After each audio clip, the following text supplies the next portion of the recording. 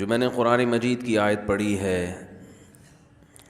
اس میں اللہ تعالیٰ کا ارشاد ہے وَمَنْ أَعْرَضَ عَنْ ذِكْرِي، جو بھی میری یاد سے اعراض کرے گا یعنی مجھے یاد نہیں رکھے گا، فَإِنَّ لَهُ مَعِيشَةً ضَنْكًا، اس کو ایک ایسی زندگی ملے گی جو بہت تنگ ہوگی۔ تو اللہ تعالیٰ نے اس آیت میں وہ لوگ جو اللہ کی یاد سے، اللہ کے ذکر سے اعراض کرتے ہیں ان کے بارے میں وعید سنائی ہے کہ انہیں زندگی تنگ ملتی ہے، تنگ۔ اس آیت کا جو سیاق و سباق ہے وہ حضرت آدم علیہ السلام کا دنیا میں بھیجنا، مٹی سے بنانا، ان سے پھر ایک غلطی ہوئی تو اس غلطی کی پاداش میں جنت سے نکالنا، اور پھر اللہ نے جب آدم علیہ السلام کو دنیا میں بھیجا تو اللہ نے ان سے فرمایا کہ اب یہ اعلان آپ آئندہ آنے والی نسلوں کو سنا دیں۔ دیکھیں جب کوئی کہیں سے ہجرت کر کے آتا ہے تو اس کی کوئی ریزن ہوتی ہے نا۔ ہمارے باپ دادا ہندوستان سے ہجرت کر کے آئے جب پاکستان بنا تو ہم پوچھتے ہیں کیوں آئے، بھائی وہیں رہتے، تو جواب کیا ملتا ہے، بھائی ایک ملک چاہیے تھا جس میں ہم اسلام کے مطابق آزادی کے ساتھ اپنی زندگی بسر کر سکیں۔ پھر جب ہمیں اسلام نہیں ملتا تو سوال پیدا ہوتا ہے پھر ہمیں اپنی زمینیں چھوڑنے کی، جائیدادیں چھوڑنے کی ضرورت کیا تھی، یہ ہوتا ہے نا سوال۔ بھئی ایک کام کیا، اس کا آؤٹ پٹ نہیں نکل رہا تو سوال ہوتا ہے کہ وہ کام پھر غلط کیا گویا، کرنا ہی نہیں چاہیے تھا۔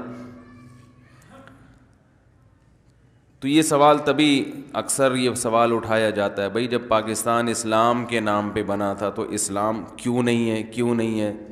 تو حکومت کے پاس ان چیزوں کا جواب نہیں ہوتا۔ اب اگر حکومت یہ جواب دے کہ اسلام کے نام پہ بنا ہی نہیں تھا تو یہ بھی غلط ہو جائے گا۔ اگر یہ جواب دے کہ بنا تو اسلام کے نام پہ تھا مگر غلطی ہو گئی تھی، اب ہم اس کو سیکولر بنانا چاہتے ہیں، تو یہ جواب صحیح ہوگا؟ واہ بھائی لاکھوں لوگ شہید ہو گئے، اب آپ کہہ رہے ہو کہ غلطی ہو گئی۔ وہ جیسے ہے نا، ایک آدمی نے ایسے اپنے بازو نا ایسے جیسے باڈی بلڈر ہوتے ہیں نا ایسے دکھائے اور کسی مشہور بلڈر کا نام لیا اور کہا آئی ایم فلاں، کوئی بلڈر ہوگا بڑا۔ دوسرے نے کہا آئی ایم، کوئی اس سے بڑے بلڈر کا نام لے لیا، آئی ایم مثلا بلڈر نہیں کراٹے مین کا، آئی ایم بروس لی، ایک ایسے لات ہوا میں گھمائی۔ تو تیسرے نے ان دونوں کو ایک مکہ لگایا اور کہا کہ آئی ایم سوری، نا یو آر بروس لی اور یو آر کچھ بھی لگا دیں اس کے آگے، اینڈ آئی ایم کیا ہوں، سوری۔ تو ایسے ہی لاکھوں لوگ شہید ہو گئے۔ ابھی پرسوں کسی نے بتایا کہ ان کے رشتہ دار جب 1948 میں مائیگریٹ کر کے آئے تھے، 15-20 افراد میں صرف 2 زندہ بچے، باقی سب راستے میں ہندوؤں کے ہاتھوں شہید ہو گئے۔ تو بڑی قربانی ہیں لوگوں کی پاکستان بنتے ہوئے۔ اب آپ اگر کہیں کہ بھائی اس میں اب جس اسلام کے لیے یہ قربانی دی گئی وہ اسلام کہاں ہے، تو گورنمنٹ کہتے ہیں I am sorry, we are sorry, ہم سے غلطی ہو گئی، نہیں بنانا چاہیے تھا۔ تو یہ جواب درست ہوگا بھائی؟ غلط ہوگا۔ تو اسی طرح جب اللہ نے آدم علیہ السلام کو جنت سے دنیا میں بھیجا، اس مکھی کو کوئی کنٹرول کرے یار، ٹھیک ہے نا؟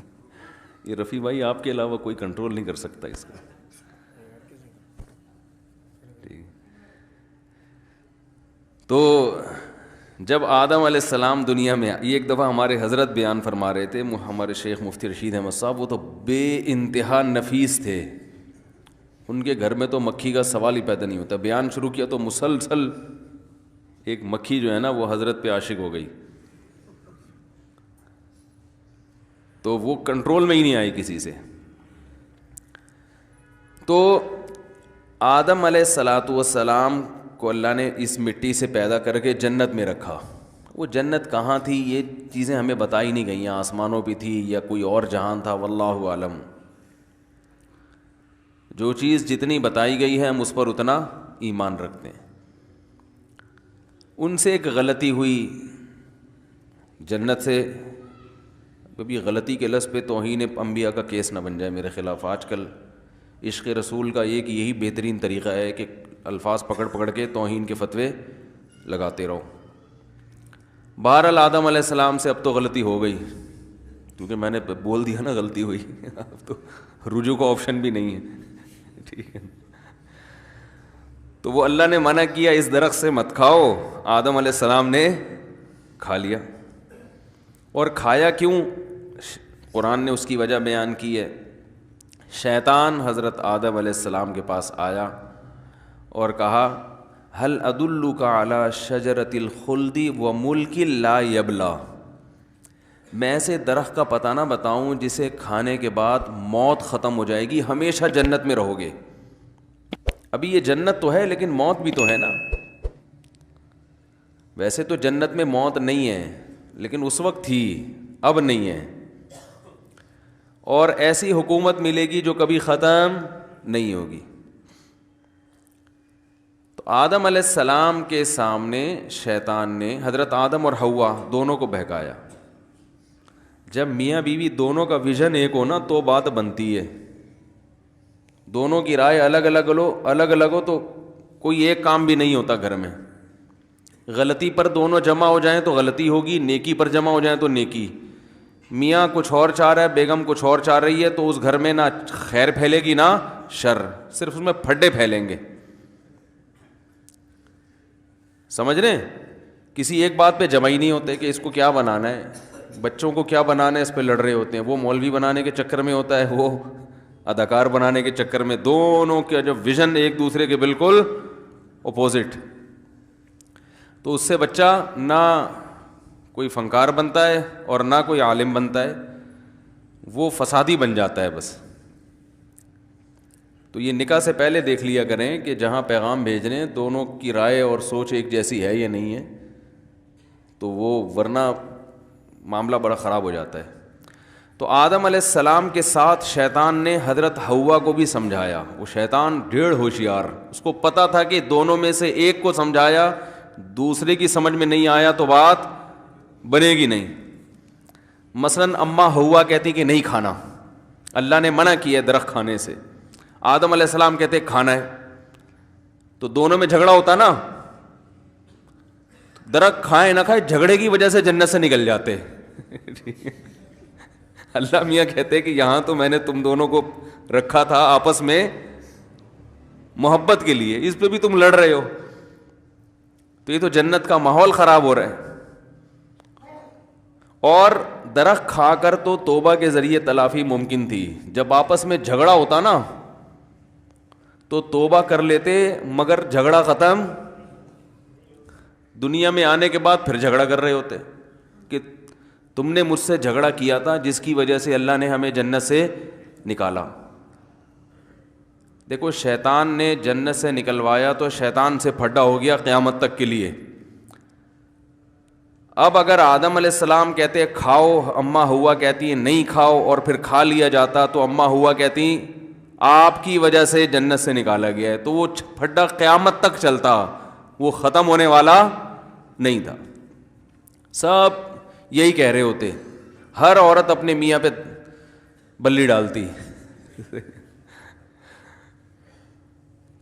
تو اللہ تعالیٰ نے کی حکمت تھی بہرحال اس میں کہ دونوں ایک رائے پہ جمع ہو گئے, بھائی کھانا ہے یا نہیں کھانا ہے, دونوں کی ایک رائے. اور شیطان نے دونوں کو ورغلایا اور کہا کہ میں ایسے درخت کا پتہ بتاتا ہوں کہ تم اسے کھا لو گے تو ہمیشہ زندہ رہو گے. انسان کی طبیعت ہے کہ جس چیز سے روکا جاتا ہے نا اسی کا تجسس اس کے دماغ میں پیدا ہوتا ہے کہ یار کچھ تو ہے بھائی. ساری چیزیں, اب انسان یہ نہیں دیکھتا کہ اتنی طرح طرح کی نعمتیں, حلال لذتیں اللہ نے حلال کی, ایک چیز کو کہہ دیا تو اسی کے پاس جانے کی کیا ضرورت ہے. لیکن شیطان کا وار آپ دیکھو، شیطان اسی چیز کی رغبت دل میں ڈالتا ہے اور اس میں کچھ یعنی اس کو ایسا مزین کر کے پیش کرتا ہے کہ انسان کو لگتا ہے کہ اصل لذت تو اللہ نے رکھی ہی اس میں ہے، حالانکہ ایسا ہوتا نہیں ہے. یعنی شیطان نے یہ دھوکے میں ڈال دیا کہ یہ ایسا درخت ہے جسے کھانے سے اس لیے روکا جا رہا ہے کہ ہمیشہ ہمیشہ جنت میں رہو گے، موت کا تصور ہی ختم ہو جائے گا.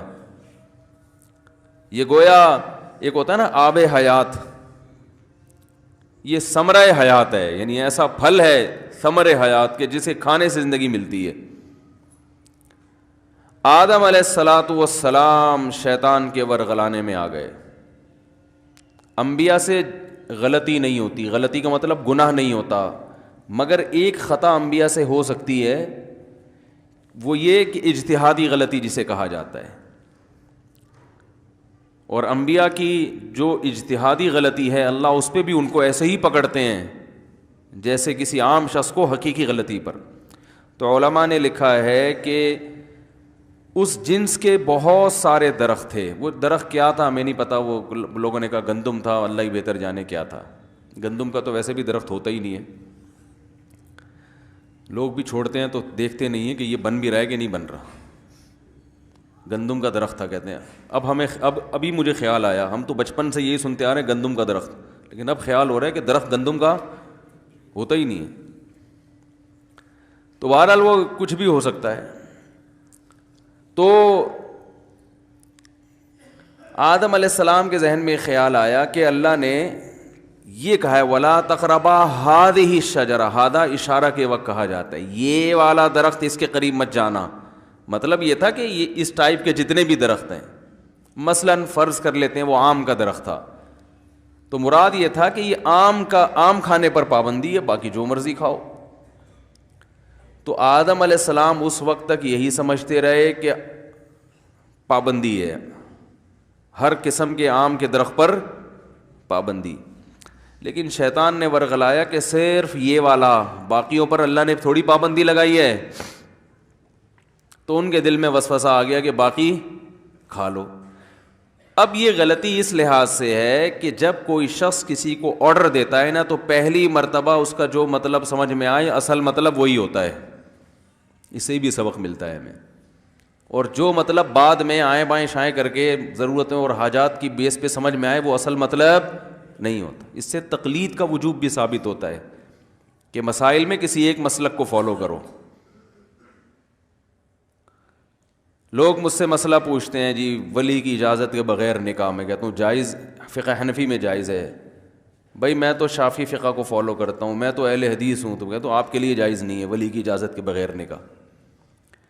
جی وہ تو قرآن حدیث کی روشنی میں جواب چاہیے مجھے.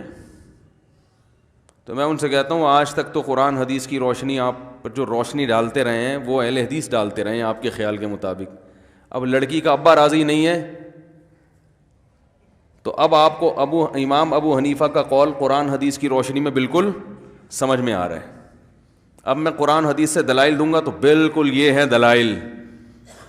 تو جب پہلی مرتبہ یہ مسئلہ انہوں نے سنا تھا تو ان کو وہ والی رائے درست لگی تھی جس میں نکاح نہیں ہوتا. اور حنفی علماء کے جو دلائل ہیں نا قرآن حدیث والے وہ ان کو بالکل غلط لگ رہے تھے. لیکن جب اپنا مسئلہ آیا تو اب یہ والے صحیح لگ رہے ہیں، وہ والے بولتے کیوں نہیں بھائی غلط لگ رہے.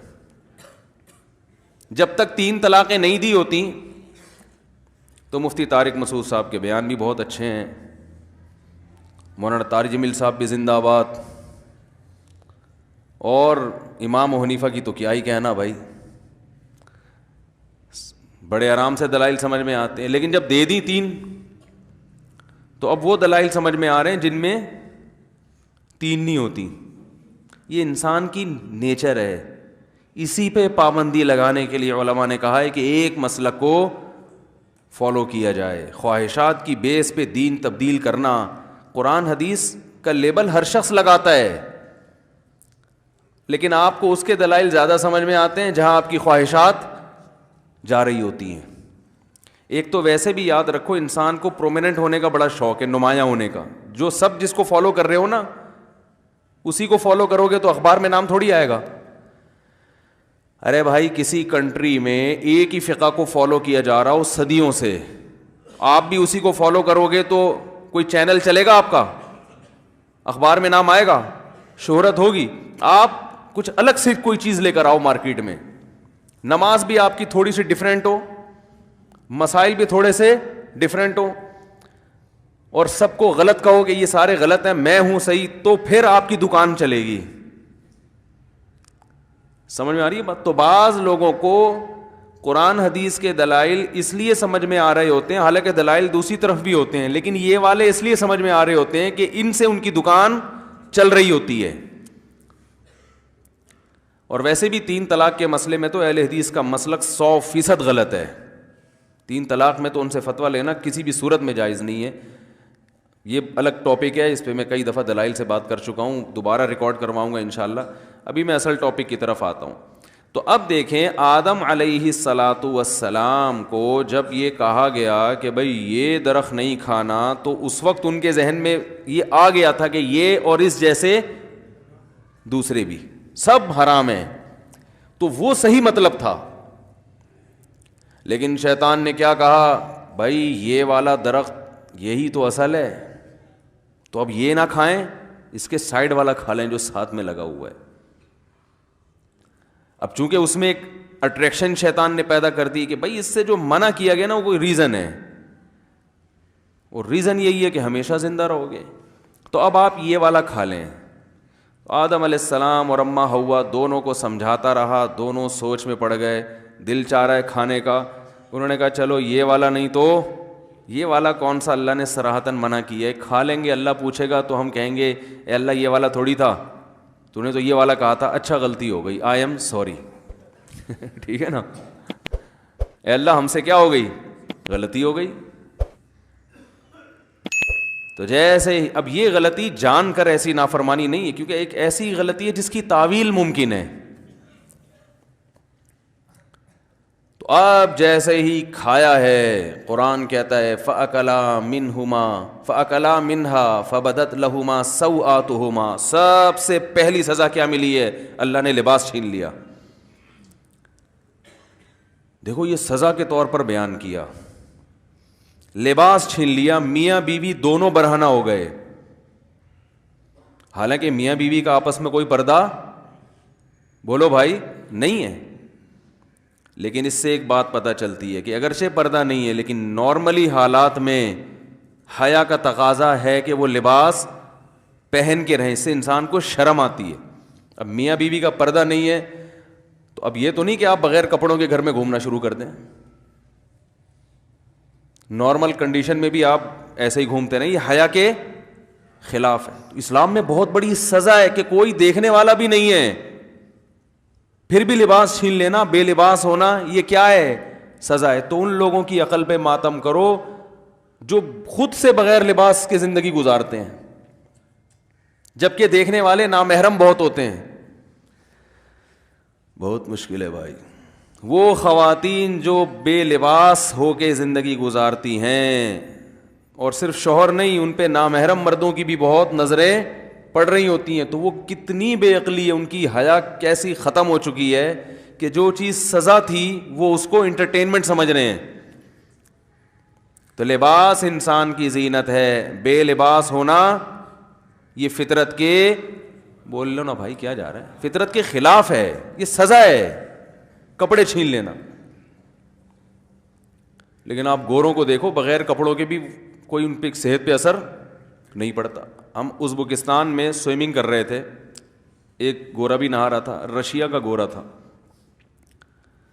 ہمیں نہیں پتا تھا, الحمدللہ اللہ کا بڑا فضل ہے, ہمیں نہیں پتا تھا, ہم نہاتے رہے, اکیلا وہ اور باقی ہم سب پاکستانی. تھوڑی دیر میں جب وہ نکل کے گیا ہے تو پتہ یہ چلا کہ اب کیا پتہ بتاؤں آپ کو میں. ہم نے کہا پہلی دفعہ ہم نے ایسا منظر دیکھا تھا, بالکل ایسے نکلا ہے, اور لڑکوں نے کہا ایک دم وہ یہ کیا ہو گیا, ایک دم بوکھلا گئے نا, یہ کیا ہے بھائی, کچھ بھی نہیں, اور اس کو کوئی شرم بھی نہیں آ رہی, ایسے چلتا ہوا جا رہا ہے. ہم نے کہا یہ ہے ترقی. ترقی کی ڈیفینیشن سمجھ میں آئی؟ ہم تھے پسماندہ کنٹری کے, آدھے کپڑے تو ہم نے کم از کم گھٹنے اور ناف تک تو لباس ڈھانپا ہوا تھا نا, اور کچھ جو زیادہ شرمیلے تھے وہ ٹی شرٹ پہنی ہوئی تھی انہوں نے, ان کو چانپے دکھاتے ہوئے بھی شرم آ رہی تھی اپنی. تو میں نے کہا یار یہ ترقی کا معیار بن چکا ہے کہ جتنے کپڑوں میں ہوگا اتنا غریب اور پسماندہ سمجھا جائے گا, تھرڈ کلاس کنٹری سے آیا ہوا, اور جتنا کلوتھ لیس ہوگا نا جتنا کپڑوں سے پاک ہوگا اتنا زیادہ ترقی. روس تو ترقی یافتہ ملک ہے نا, رشیا کا تھا وہ بندہ, کیونکہ ہمیں تو پھر انکوائری تھی, ہم نے کہا یہ کون سے کنٹری کا آیا بھائی, کس کنٹری میں اتنی آزادی ہے. تو یہ ترقی یافتہ ممالک ہیں بھائی. اللہ تو بتا رہے ہیں کہ تمہارے دادا آدم اور حوا کو سب سے پہلے جو سزا ملی ہے وہ کیا ہے, ان کا لباس ان سے چھینا گیا. وَطَفِقَا يَخْصِفَانِ عَلَيْهِمَا مِنْ وَرَقِ الْجَنَّةِ, اور قرآن کے الفاظ دیکھو, فوراً جنت کے درختوں کے پتے توڑ کر اپنے جسم کو ڈھانپنے لگے. شرم آ رہی تھی ان کو, ایک دوسرے سے حیا آ رہی تھی کہ سب سے پہلا کام یہ کرو کہ اپنے جسم کو ڈھانپو. تو یہ ننگا پن جو آج کل عورتوں میں آ رہا ہے, مردوں میں آ رہا ہے, چڈے پہن پہن کے گھوم رہے ہیں, یہ کوئی تہذیب نہیں ہے میرے بھائی, یہ سزا ہے, یہ تہذیب نہیں ہے.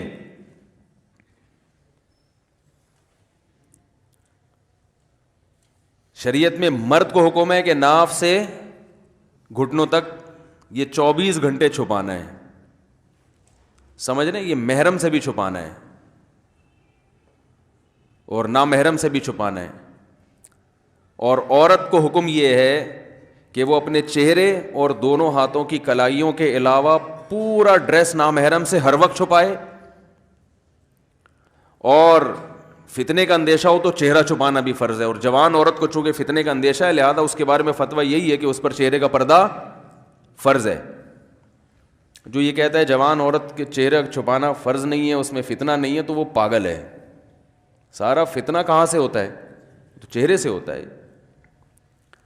تو یہ اسلام کا ایک بنایا ہوا نظام ہے, کرنا پڑے گا. اور اسی طرح جو خواتین گھر میں رہتی ہیں جہاں سب محرم ہوں تو ٹھیک ہے, وہاں چہرہ بھی کھول سکتی ہیں, کلائیاں بھی کھول سکتی ہیں, لیکن کھول سکنے کا مطلب یہ نہیں کہ کھولیں. پراپر ڈریس یہی ہے کہ پورا جسم پہ لباس ہو. آج کل مسئلہ یہ ہے کہ نئے نئے لوگ جو علم حاصل کرتے ہیں نا, علم میں عمق اور گہرائی نہیں ہوتی, بس وہ قرآن اور حدیث کی ظاہری نصوص کو دیکھ کر فتوے لگاتے ہیں. دیکھیں اللہ تعالیٰ نے مرد کو حکم دیا ناف سے لے کے گھٹنے تک ڈھانکنا ضروری ہے, تو اب اس کا یہ مطلب ہے کہ آپ یہاں, میں یہاں بنیان پہن کے آ جاؤں ہے بھائی, یا آپ گھر میں بس ناف سے گھٹنوں تک کی ایک چادر باندھیں اور اوپر چانپیں واپیں پسلیاں وسلیاں وہ ساری دنیا دیکھ رہی ہو, یہ اچھا لگے گا؟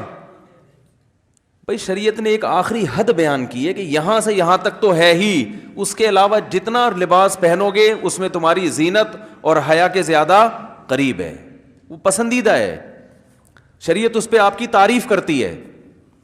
اسی طرح یاد رکھیں عورت کا جو ڈریس ہے وہ محرم یعنی اپنے بھائی اور باپ کے سامنے کلائیاں کھول سکتی ہے, پنڈلیاں کھول سکتی ہے, گردن کھول سکتی ہے, سر کے بال کھول سکتی ہے. یہ گنجائش دی ہے شریعت نے, ترغیب نہیں ہے. گنجائش اس لیے کہ لا تو قیامت تک کے لیے بنتا ہے نا, ترغیب یہی ہے کہ بھائی پراپر ڈریس میں رہے. جب باپ آئے جوان بیٹی کے سامنے تو بیٹی کو چاہیے کہ سر پہ بولو نا بھائی چادر لے لے, چاہیے, ترغیب ہے اس کی. یہ پراپر ڈریس ہے مسلمان عورت کا. عرب کنٹریز میں خواتین کے ڈریس ایسے ہو گئے ہیں کہ الامان والحفیظ, اور جب ان سے کہا جاتا ہے کہ یہ کیسا ڈریس ہے, اتنی فٹنگ کے کپڑے اور یہ کلائیاں کھلی ہوئی ہیں اور ہاف سلیو بلکہ سلیو لیس کپڑے پہنے ہوئے ہیں, تو کہتی ہیں بھائی سے پردہ کہاں ہے, قرآن حدیث میں دکھاؤ. بھائی بھائی کے سامنے پورے بازو کا چھپانا فرض ہے, قرآن حدیث میں کہاں ہے؟ تو میں ان سے سوال پوچھتا ہوں, قرآن حدیث سے دکھاؤ کسی ایک صحابیہ نے یہ ڈریس پہنا ہو. تو جواب ملتا ہے کہ وہ ان کا کلچر ہے. یہ مغربی یلغار ہے. جب حیا ختم ہو گئی نا معاشرے میں حیا ختم ہو گئی تو قرآن حدیث کی تشریحات کے اصول بھی بولو بھائی چینج ہو گئے. تو یہ بالکل ایسا ہی ہے جیسے جب کوئی یہ دلیل دیا کرے نا کہ بھئی یہ سلیو لیس کپڑے پہن کے بھائی کے سامنے آنا جائز ہے کیونکہ بازوؤں کا بھائی سے پردہ نہیں ہے, تو ان سے بولا کریں کہ بھائی کو بھی چاہیے کہ وہ چڈی میں آپ کے سامنے آ کے بیٹھا کرے, کیونکہ وہ اس پر بھی یہ جو اوپر کی باڈی ہے اس کا پردہ فرض نہیں ہے. تو کبھی مجبوری میں نہا دھو کے آدمی باہر نکلا تو چلو ٹھیک ہے, لیکن نارملی کوئی مرد ایسا نہیں کرتا. اب یہ الگ بات ہے مرد پراپر ڈریس پہن رہا ہے اور اس کے لیے اس کو قرآن و حدیث سے دلیل نہیں چاہیے. عورت آدھے کپڑے پہن رہی ہے اور دلیل میں قرآن و سنت کا حوالہ پیش کر رہی ہے, اس کا مطلب یہ کہ یہ قرآن و سنت نہیں ہے, اپنی خواہشات ہے جس پر, اور حیا بے حیائی ہے, بے شرمی ہے, جس پر لیبل کس کا لگایا جا رہا ہے, قرآن و سنت کا. اس کی میں ایک مثال دیتا ہوں, اس سے بات سمجھ میں آئے گی. بعض خواتین یہ دلیل دیتی ہیں کہ عورت کے لیے بال کٹوانا جائز ہے. دلیل حدیث, رسول اللہ صلی اللہ علیہ وسلم کا جب انتقال ہوا تو امہات المومنین نے اپنے بال چھوٹے کرا لیے آپ صلی اللہ علیہ وسلم کی وفات کے بعد. تو جب امہات المومنین کے لیے بال چھوٹے کرانا جائز ہے اور کسی نے اس پر انکار نہیں کیا, تو آج خواتین بال چھوٹے کیوں نہیں کرا سکتی؟ دلیل سمجھ میں آئی ہے بھائی؟ آ رہی ہے سمجھ میں دلیل؟ یہ دلیل غلط ہے. آج خواتین جو بال چھوٹے کرواتی ہیں زینت پیدا کرنے کے لیے, شو مارنے کے لیے.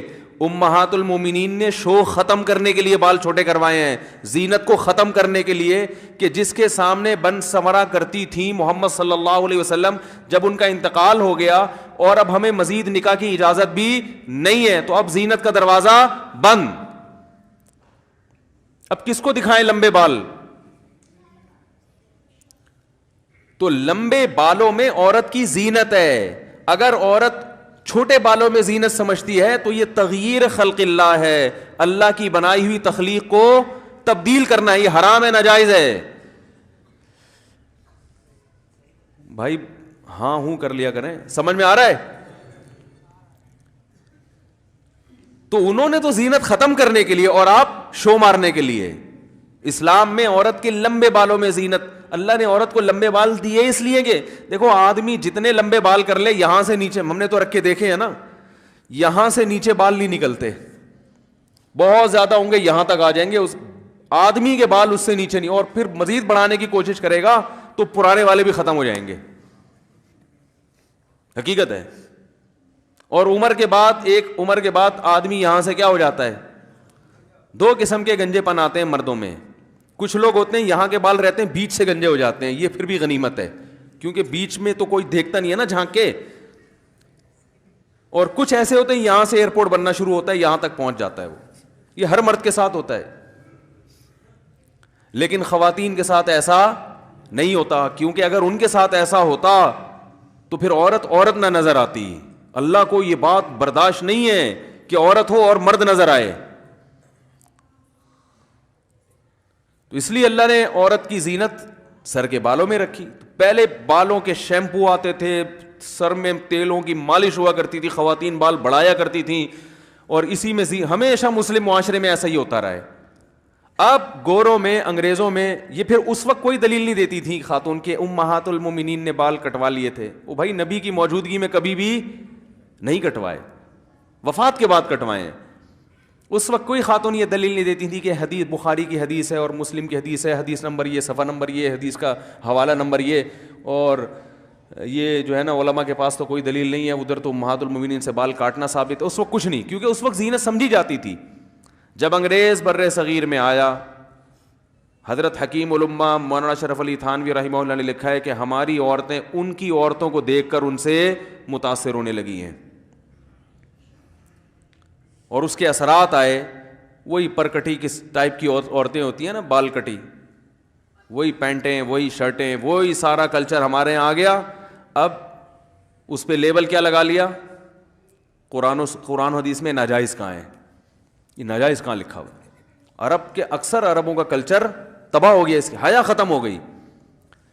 تو بچپن میں اپنی بچیوں کو سکھایا کریں کہ باپ جب گھر میں آئے, جوان بیٹی سر پہ بولو بھائی چادر لے لے, بھائی جب آئے تو جوان بہن کو چاہیے کہ سر پہ دوپٹہ لے لے. زیادہ سختی نہ کریں, کوئی حلال و حرام کا مسئلہ نہیں ہے, لیکن کم از کم جو بے حیائی ہمارے معاشرے میں پھیل رہی ہے, جو ماڈرنزم پھیل رہا ہے جس قسم کا, جس سے حیا ختم ہوتی جا رہی ہے, اس کے خلاف کچھ تو انسان جہاد کرے نا, کچھ تو رکاوٹ ڈالے اس میں.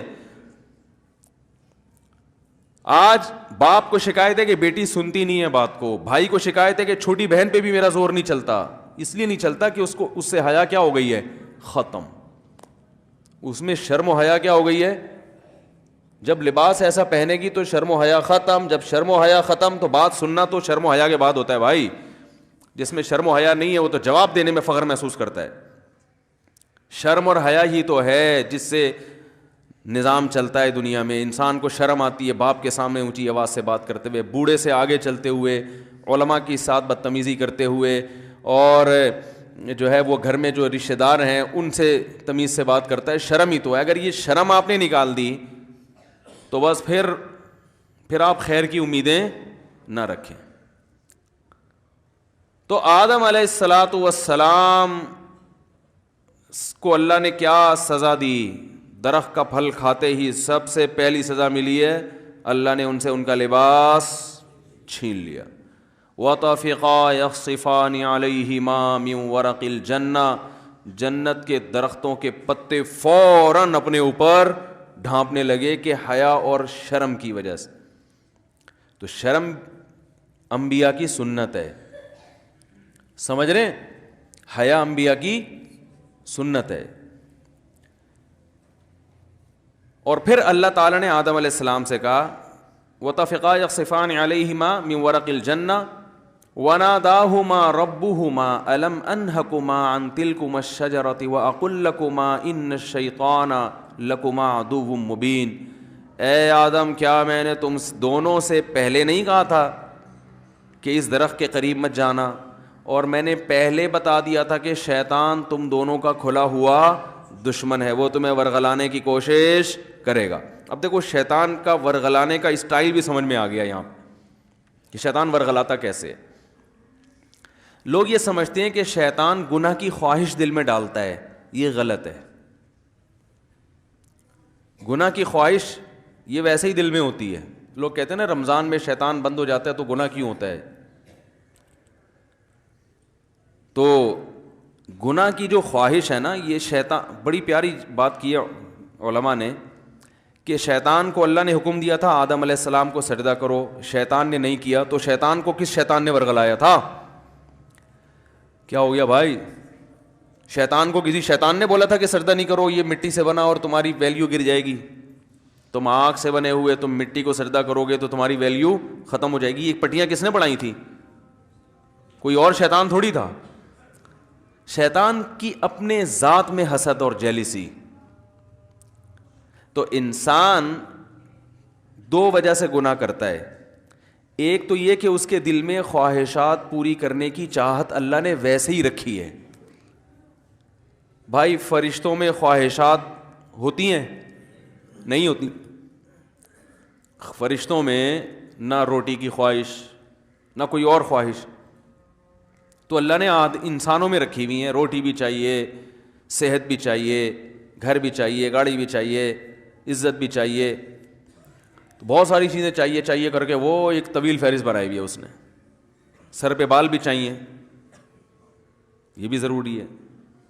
آج کل کیا ہمیشہ سے چاہیے, لیکن میں ان لوگوں سے کہتا ہوں کہ جو سر کے بال کٹا کے یہ سمجھتے ہیں کہ ہم اللہ کو راضی کر رہے ہیں, کم از کم یہ الزام اللہ پہ مت لگاؤ, ٹھیک ہے نا.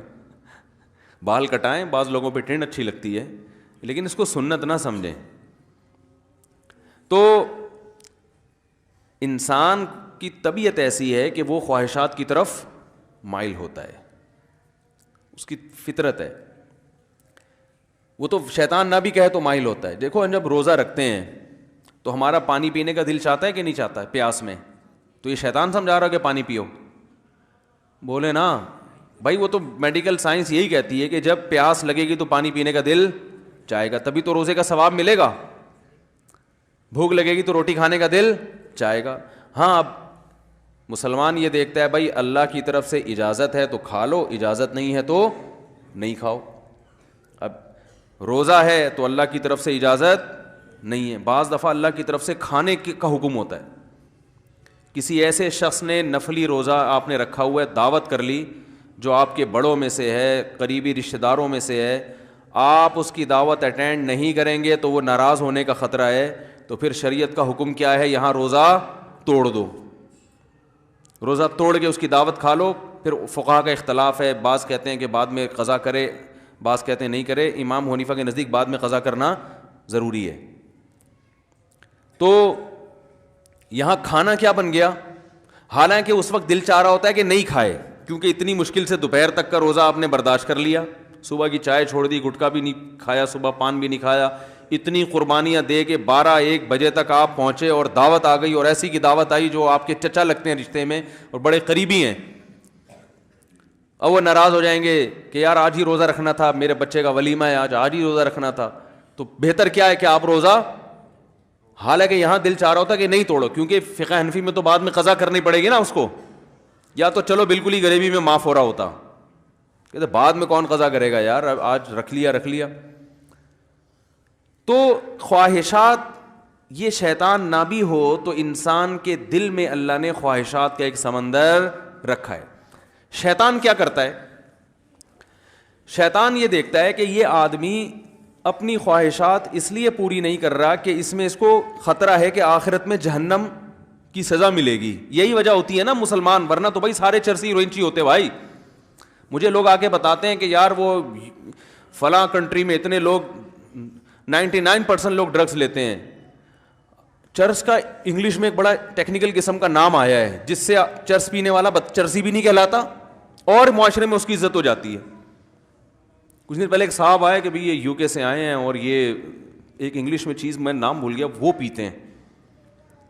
میں نے کہا یار یہ تو ہم سے زیادہ پڑھے لکھے ہیں, وہ ایسی خوبصورت چیز پی رہے ہیں. یہ انگلش میں نا بڑا ٹیکنیکل قسم کا نام تھا. تو میں نے کہا وہ اس کو اردو میں ترجمہ کیا, انہوں نے کہا چرس. تو میں نے کہا یہ بولو چرسی ہے بھائی. ان کو بولا تو نہیں میں نے, بے عزتی ہو جاتی, لیکن دل میں میرے خیال ہے ان کا سیدھا بولو بھائی یہ کیا ہے, چرسی ہے. مفتی صاحب اس کے ڈریسنگ پہ نہ جانا, اس کی انگلش پہ نہ جانا, ہے چرسی, اصل میں یہ ہونا چاہیے تھا. تو اب کیا ہے کہ وہ وہاں تو بہت زیادہ نشہ ہے نا, تو لوگ کہتے ہیں وہ اتنا نشہ کرتے ہیں, ہر آدمی شراب پیتا ہے, ہر آدمی زنا کر رہا ہے. تو میں کہتا ہوں بھائی وہ تو کریں گے, جب ان کا خیال ہے کہ زنا پہ کوئی سزا ہی نہیں ملنے والی ہے بھائی, تو 2 دن کی زندگی کوفت سے کیا فائدہ, لائف کو انجوائے کرو. وہ صحیح کر رہے ہیں اپنے حساب سے. رہا یہ مسئلہ کہ وہ چرس پی رہے ہیں, ڈرگس لے رہے ہیں تو صحت برباد ہو رہی ہے, وہ کہہ رہے ہیں بھائی صحت بچا کے, مزے کے لیے صحت بچانی ہے نا, تو جب صحت برباد کرنے میں زیادہ مزہ آ رہا ہے تو صحت بچا کے کرنا کیا ہے, کیا خیال ہے. ٹیپو سلطان کا قول تھا نا, شیر کی 1 دن کی زندگی گیدڑ کی 100 سال کی زندگی سے بہتر ہے.